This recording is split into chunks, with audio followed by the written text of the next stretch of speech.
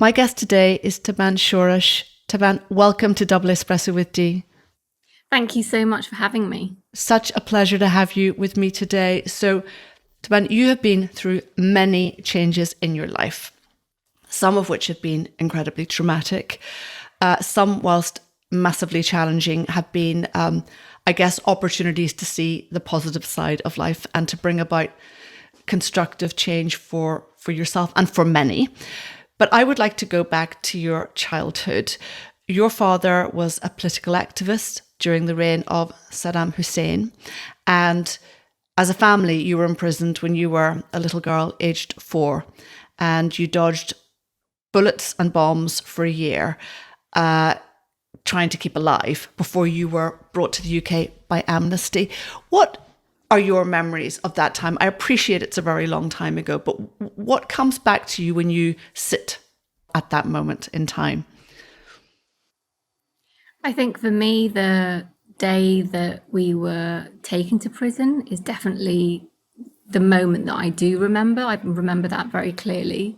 The day that we were taken to prison, I was playing in the garden and there was like a loud thumping noise, and I ran to my uncle to see what I actually thought as a child, I thought it might have been a family member that was knocking on the door, hence running towards him.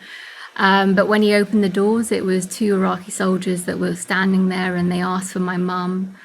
And so when my mum came out, my uncle before that had tried to kind of wean them off because he knew why they were there. And he patted me on the head and said, no, she's left him, meaning my father, because of this child. And they looked down at me and said, okay, does that mean you've got divorce papers to show it and prove it? And obviously it was just something made up to kind of deter them. So my mum had to come out, and they said, we just want to take you in for questioning and we'll ask you some questions. It's nothing serious, just a few questions. And so when they took her, they kind of hurried me and took me as well. And all the adults were just basically begging for them not to take me because I was so young and still a child. The trauma of that time can engender emotions that can remain. Is there a word that you would put against the feeling you had going through those, biblical experiences? I remember just watching the adults, especially my mum, and knowing how upset, angry and traumatized they were. I kind of knew to be quiet. For me, I just remember being really, really quiet and trying to be as invisible as possible and not make any mistakes that would make the adults upset or angry, because you could sense that it wasn't normal and you could sense that it wasn't a good time. And when you eventually were all taken out of captivity and brought to the UK, what's your memory of that? So we were destined to be buried alive, and when we managed to escape that, we went into hiding for 3 months in the south of Iraq, and then after that we ended up fleeing from village to village. And this was during the Iran and Iraq war. So not only did we have Saddam Hussein trying to kill us, but we were also trying to not die from all the bombs dropping down from that war.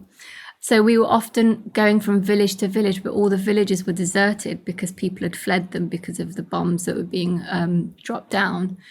So often it would just be my mother, my brother, myself, with possibly, other freedom fighters who were in that village, and then moving to the next one and next one. And that happened for, I'd say, about a year. And my father would join us sometimes and then go back to being where he needed to be. And eventually, I think my mum just put her foot down and said, I can't kill myself or the kids for you, and what you're doing, you need to try and get us out of this country into safety. And so he'd agreed and said, I'll meet you in Iran. So we had already started our journey there and got smuggled into Iran on horseback at night time. And so we got there before him. But with my dad, Saddam Hussein had hired a husband and wife to basically murder a few key men, and he was one of them. And they'd put a poison in a yogurt drink that they'd had. And so 2 of them died on the spot. My dad drank enough to be paralyzed with 2 other men. And they were taken to Iran instantly. And as soon as Amnesty International heard of their story, they flew them out for medical treatment. And after a year, we joined him when he eventually was recovered and had all the paperwork to kind of allow us to come over. Right. So you were very young, and now obviously you're an adult and you've got your family here and your son. How did that experience impact the person you've become today? And I know we're going to go on and talk about many things that you've done since. What was the impact, do you think? I think on a fundamental level, it instilled resilience in me from day one. And I think, seeing that in my mother as well, for us, we were very young and, we've most probably forgotten a lot of things. But for my mum, she was an adult with 2 children experiencing all of this. And I can't imagine myself experiencing that with my son. So I would say from day one, I've been instilled with a great amount of resilience, which is a massive positive. But on the negative, all the trauma, all the fear and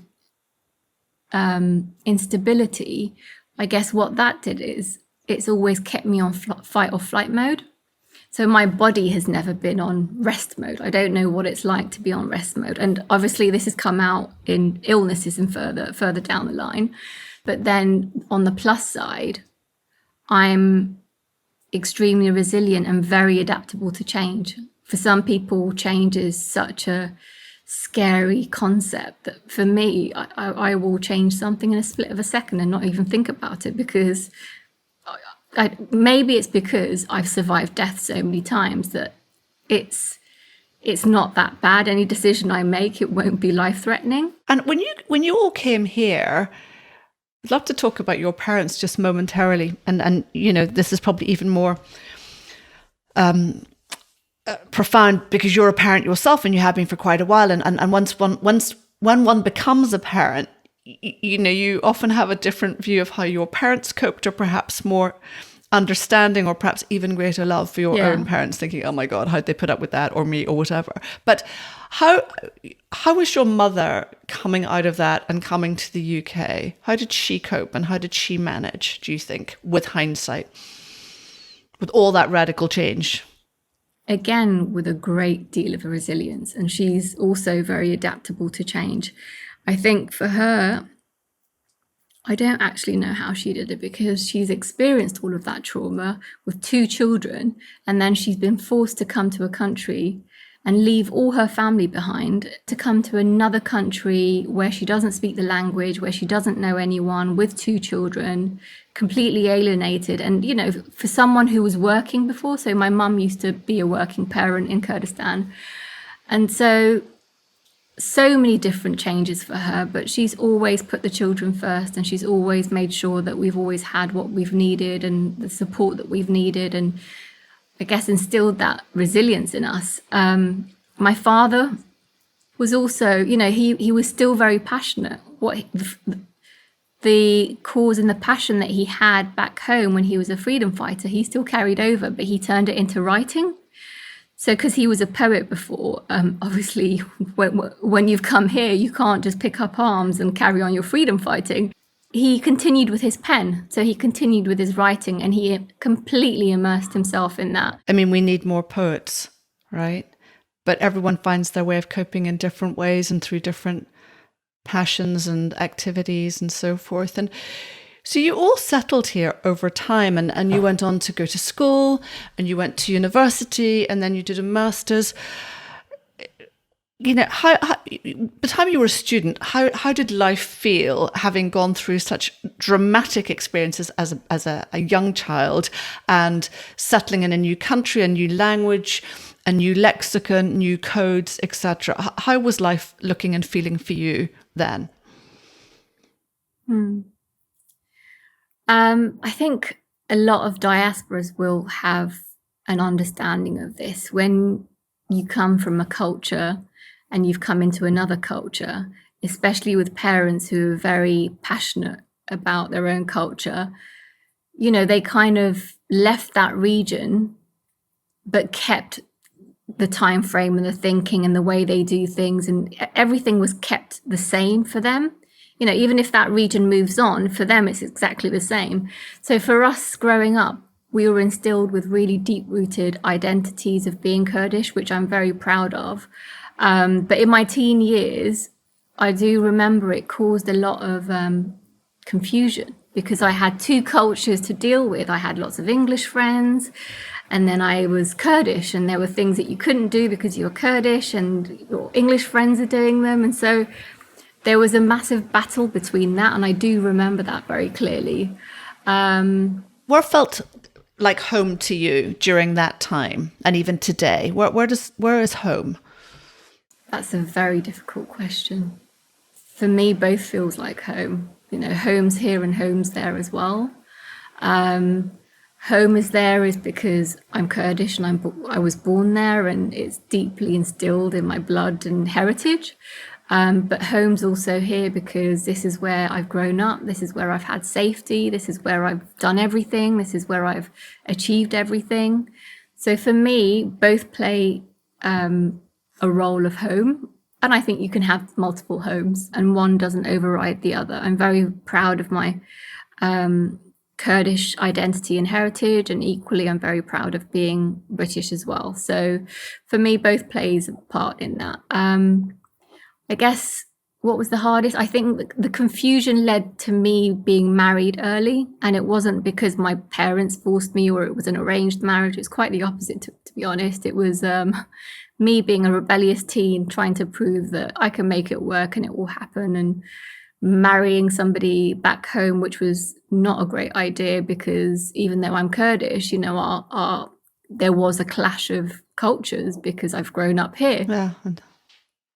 And diversity, like a chasm probably in some sort of just the modus operandi of your daily life, right? How old were you then, Taban, when you married? I was 18 when I got engaged, 19 when I got married, and 20 when I had my son. How did you meet? This is where it works in culture. Their families knew ours, and so they came forward for my hand in marriage, basically, and I said yes. So it's not the traditional sense. For example, at that time, I weren't allowed to have boyfriends. You can't have relationships outside of marriage. You can only get married. Had I been the person I am now, then it would be very different because I'm advocating for rights and speaking up more and kind of setting boundaries. And also my parents evolved a lot over the time. Like the mentality also changes. But at that time, it was something else. It was a different era. And I happened to marry the wrong man. And it was a very abusive marriage from day one. Were you living here or there at that point? Here. But, you know, I think when you kind of look at around you and you see that abuse is kind of normalized, you know, it doesn't matter if you shout at your wife or you coerce them into doing stuff or you hit them or you get angry or aggressive. Like when you see things like that around you from different people, it becomes normalized. So for me, it took a very, very long time for me to realize, even though I hated every second and I became very scared, it just took that space of time for me to realize this isn't normal and it shouldn't be accepted. And the only reason why I can't get out is because it's a taboo to get divorced. That's not even right. In your case, what happened? Because you were very, very young, you know, neurologically, your brain was still being developed. You were in a place of profound unhappiness and fear, frankly, from what you're saying. What happened for you to be able to make that step? Because lots of people get stuck, and we know this, and lots of people are in relationships of this kind, and they feel they can't survive if they leave. They feel it will be frowned upon them, to your point, culturally, that certain norms aren't acceptable. They feel that they can't do anything. What got you over the line to just get out and change? I think for me to answer that, I'd have to kind of explain the context a little bit. So for the abuse started with coercive control, and I mean coercive control to the maximum limit. You know, I lost all my friends. I wasn't allowed to speak to anyone. Slowly, just things were stopped from me. He agreed with my family that he'd let me go to university, and even that became a massive argument and fight and struggle. But my family stepped in and said, she's leaving you if you don't let her go to university. So he gave in to that. But it wasn't a normal university life. I was in fear of him turning up at uni and suddenly starting a fight because I'd spoken to someone. So you slowly, the coercive control becomes so bad that you slowly you're a puppet. You do exactly what they say and you don't realize it. And because you realize that the fights don't end until you do what they say. So you give in. Your only way of kind of you give in. You give in. And that's exactly what I did for many years. So the coercive control turned into emotional, physical, mental, verbal abuse. And it just increased over time. And for me, financial abuse is a big one as well. Any finances that you kind of have were controlled by him. So I didn't have access to finance. Anything that I earned would kind of be completely seen by him and taken by him, but not vice versa. And then I think at the time he'd agreed to me working 1 day a week. But even then, that wasn't normal working. It was me going into work with my head down, coming out and not speaking to anyone, not going to any work dues, not doing anything, being on time. And then eventually I was at work. He agreed to the only work due. I'd never been before. And I'd cancelled and made up excuses every other year or just constantly said no to work colleagues. And eventually I begged him. I said, please, I'm looking really, really weird. Just let me go once and I'll come back at the agreed time that you've said. We took a team photo. And it's a team photo. How team photos, people line up and everyone's standing next to each other. And so that's exactly what was happening in the photo. I was just standing there with my colleagues, but one of the colleagues next to me happened to be male. And he saw the picture and went absolutely crazy and just absolutely, completely lost it. And I just looked at him and went, nothing has happened. Like the photo was so innocent. I can't even describe how innocent it was. You can even see the fear of my face thinking, if he sees this photo, he's going to kill me. I remember looking at him and going, I'd rather die than stay. I completely had enough because over something so innocent, something had erupted in such a big way. And for me, he'd, ingrained in my head, which is what they do often, is that I'll kill you if you ever leave me. So I genuinely believed that he would kill me. I was so fearful of that. But that night I decided I wanted to die, but I wasn't going to kill myself. So if he wants to kill me because I'm going to leave him, that's completely up to him. I'm ready to face that. And that was the decision. And I didn't have any money, but I had gold that my family had given me as gifts. For your dowry. You do when you get married. And that's it. I went and sold all of it, went to a lawyer's firm and said, this is all the money I have. You have to get me divorced. And I don't know how I'm going to do it because he won't agree to it. He's abusive. I can't call the police. I can't do anything because I'm scared of what will happen. And so when I decided to do it, I didn't tell my family.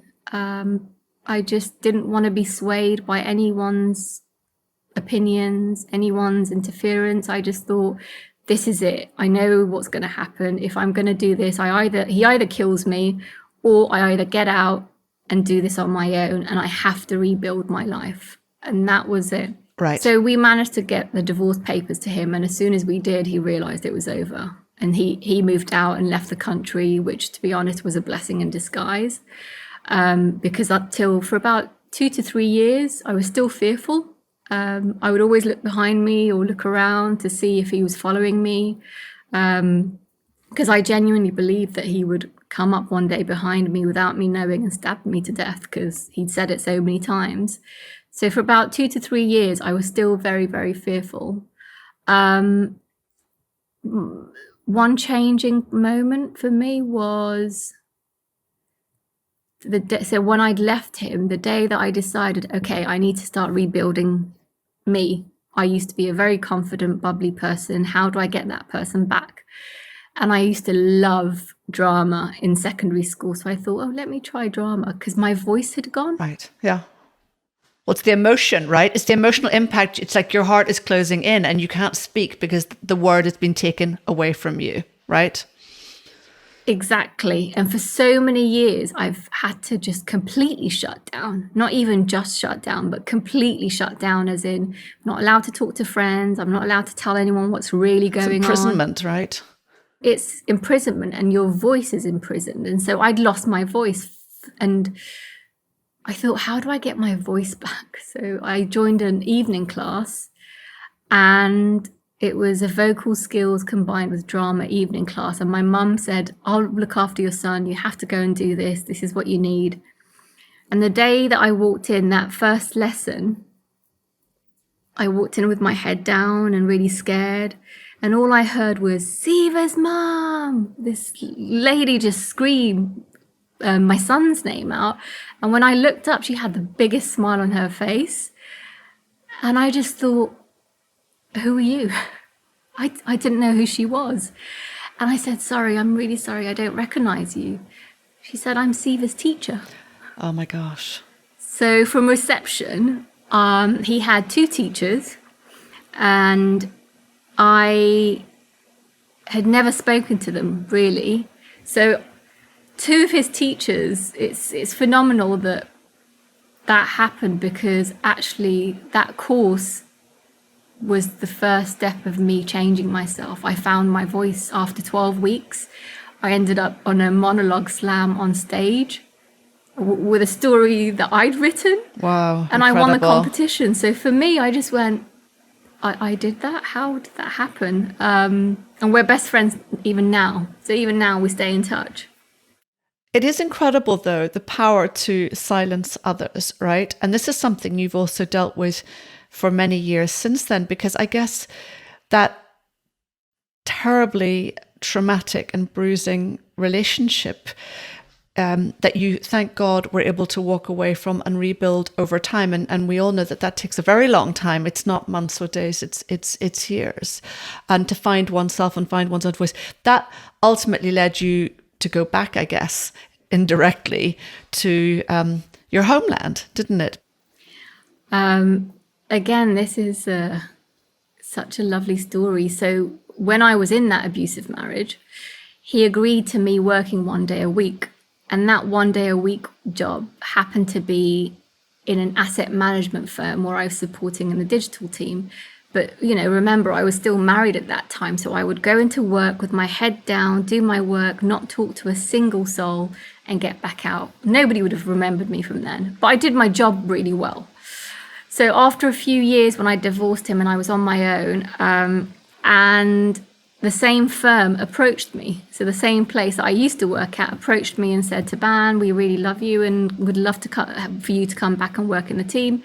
So I went back and worked with that team for 3.5 years, I think. And then April 2014, I was asked to do a talk at the House of Lords on Genocide Remembrance Day. It was a very, very special moment and a turning point for me, because when I did that talk, I wasn't expecting the reception or what would be triggered inside of me. Having a standing ovation of people crying, and me not realizing, for someone who was scared to even talk to anyone, to go up on stage in front of 200 people and just lose focus and just go into my own world and describe my story and carry them on that journey.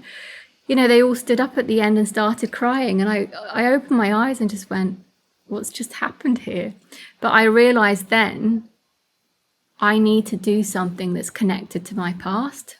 Like, that's my purpose. I have to do something to connect it to my past, and I need to figure out what that is. Was that literally an epiphany that day, or was that something that came to you in the weeks and months that subsequent? No, it was an epiphany that day. And it might have happened on a smaller scale 2 weeks before, because in the place that I worked, they encourage development. So I had to choose a course to enhance my development in an area that I wanted. So I said public speaking and presentation skills, because I was, the confidence levels wasn't high and I didn't know how to do them. And I worked in the digital team. So we went into that first class with a few other teammates, and I'll never forget that session because Julian, who's the trainer, asked me to stand up. He said, okay, let's see where we're starting from. Do a presentation on social media. Just talk about it from the heart. And I must have been so bad and boring because he said, Taban, stop there. Okay, just talk about a memory. Talk about a memory or something you're passionate about or something you're interested about. And because I was put on the spot, I didn't know what to talk about. So I just went, okay. And I remember my brain just flicking to the moment I was taken to prison.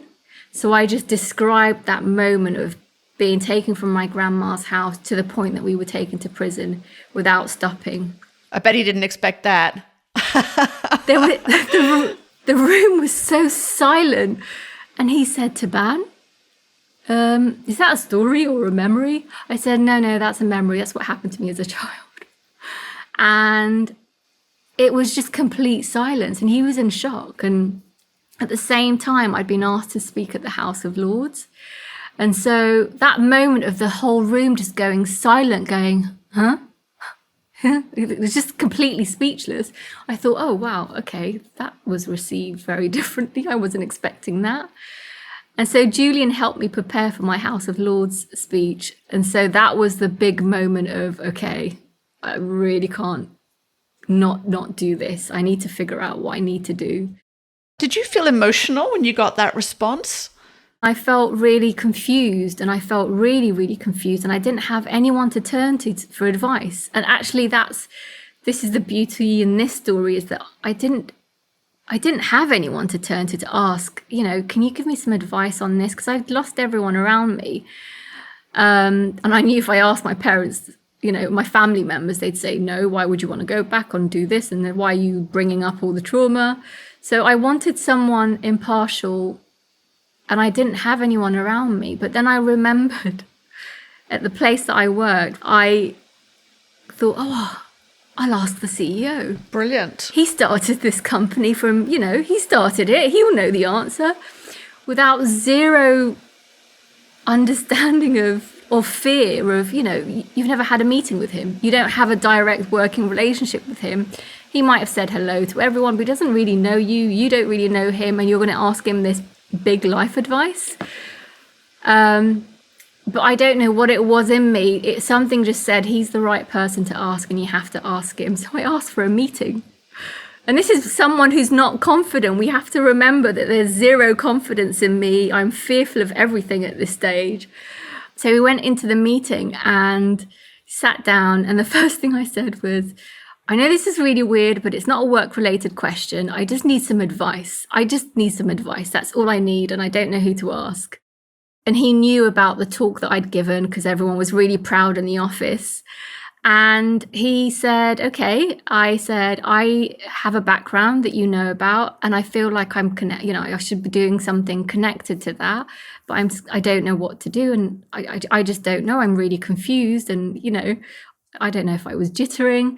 And he just stopped and said, Taban, you're too special for that corner desk. Can you please go and fly? And I will never, ever, to this day, forget those words, because that was the moment where I just stopped and went, wow, if he sees it in me, then it must be in me. So I need to start seeing what he sees, but I didn't see it at the time, but he sees it. But that's one thing, sitting in central London, right? From actually going back, being in Kurdistan at a very, very challenging time politically and getting stuck in. What enabled you to just get on that plane and go for it? So I handed in my notice, and I kind of put my CV out back home because I knew I wanted to go back there. I wasn't expecting anything, and I think I got a response back from a foundation there, and I thought, I could do this. Okay, let's try. My job was to help this charity basically in their presence, and I'd been approached by a BBC journalist to basically tell the world about the story of the Yazidis that were trapped on Mount Sinjar. I knew nothing about this when I arrived. I've just arrived from the corporate world, straight from London into this job, and I didn't know anything. But as soon as he told me, there was something in me. I just thought, we have to make this happen. I don't know how, but we'll figure it out. And we made it happen, and the report came out, and it headlined internationally, and it was a phenomenal response. But it also made me realize on that helicopter, when we were rescuing people, the way people were just so desperate to live and hang on to their lives, and what I was witnessing, one of the men thought he'd put his child on the helicopter when actually he'd left him. And just seeing that and feeling that, and it was too much. And I thought, there's no way that I can leave not doing anything. So when I spent 15 months out there, it was very frontline direct, and working with the community and working a lot with the Yazidi women and just with the displaced community. And there was like 2.6 million people displaced overnight. So there was a lot.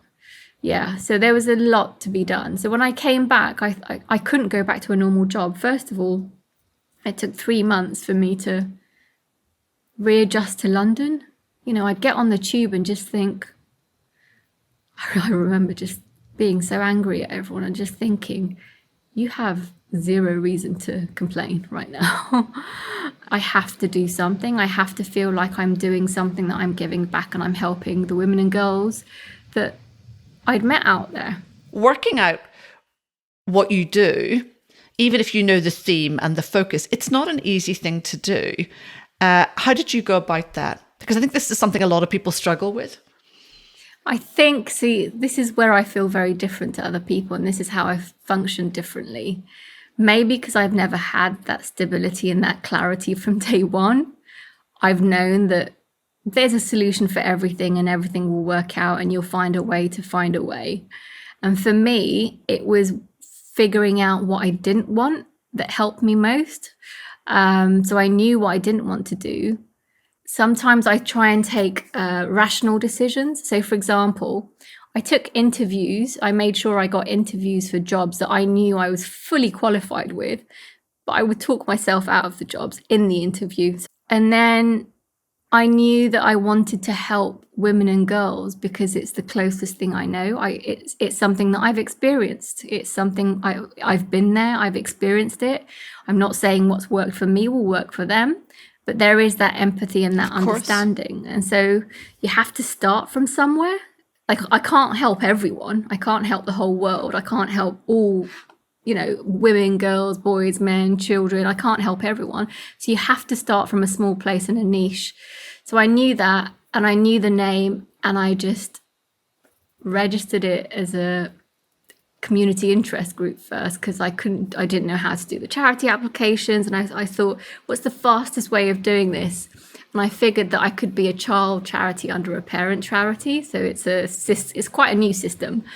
So this is where this was the genesis of the Lotus Flower, right? So tell me about the Lotus Flower. It's a not-for-profit, so it's really to improve the social, economic, cultural worlds of women and girls who are displaced, who are in camps, who are in regions of conflict, right? But really from your homeland, right?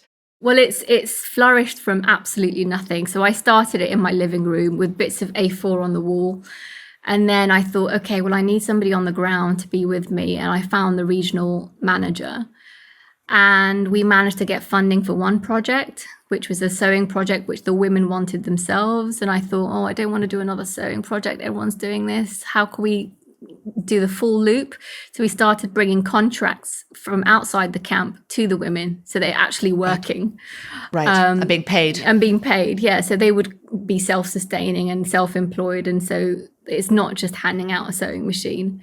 And then we realized, actually, the space is the most important thing for the women and girls in the camps. They don't have anywhere. The boys and men have cafes. They can go out the camp. They can leave.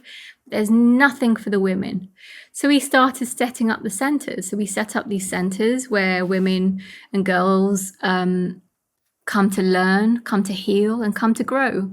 And it's such a beautiful space. And we're ingrained in the community. They trust us. We support them.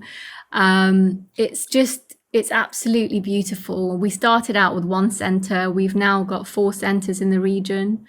We're working in that region because the need is massive. There's still 2.6 million people displaced. So for us, we want to kind of do things properly and work in a region properly before we go to other regions. But we support them in, there's adult literacy where they learn to read and write. So you've got 60-year-old women that have never been to school and they are learning to read and write. So for the first time in their life, they can read their prescriptions. They can read who they're calling on their mobiles, like simple things that we take for granted that are life-changing for them. Totally. And also what people forget, because people don't necessarily think logically about a camp, life continues. A form of life continues. People meet, people, eat, God willing. There's weddings, there's graduations, even there's funerals, there are parties, right? There are birthdays. I know about your bakery. All these things. People need to clothe themselves. They need to put shoes on. People try and have a semblance of life, to educate their children in those environments and teach them skills and so forth. And this continues. And I, as I mentioned to you before, the whole sort of refugee theme is a very big one for us, and also at our Centre of Entrepreneurs we've done a lot of work, a lot of research into this theme, migrant entrepreneurs, and quite a few of the refugees I've come across here are very successful entrepreneurs because they had no choice and they had to fight for it in sometimes very extreme situations. So I can't commend you enough for the work that you're doing. And tell me, Taban, what does it look like today, and what is your mission? Well, I guess the mission has always been to help as many women and girls impacted by conflict and displacement to heal, learn and grow. And we're doing exactly that. Our Women's Business Incubator programs, we've helped set up so many businesses inside the camps. These camps, you've got at least 20,000 people in each one. So they're like towns. And so to help them set up businesses, we've got a peace initiative where we're training peace mediators from the ground up, which is phenomenal, and getting their voices heard. We're now working with women, boys and men, because it's a really important part of the cycle of helping women and girls and trying to really work with them on that. But I do genuinely, truly believe that you have to carry men and boys with you to kind of make it a big success. Totally. And I think as well, and I know this is part of your fundamental philosophy, if you create the conditions, whatever those look like and wherever they are, for women and girls to thrive, the whole community will thrive, right?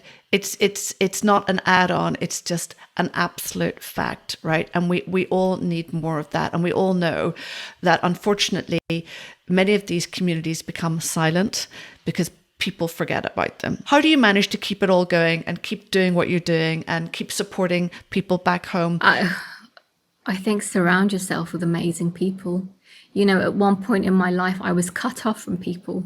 And so for me, I value the importance of good people in your life. And that includes building an amazing team. I absolutely adore my team. And they're equally as passionate as me. And so for me, it's building the right people, having the right people around you, and making sure you've got that support network. Although I've acted and made things happen and still act and make things happen, I can't do it on my own. There's just no way. It's physically impossible to do it on your own. And Taban, you have said that you in your life want to impact 1 million people.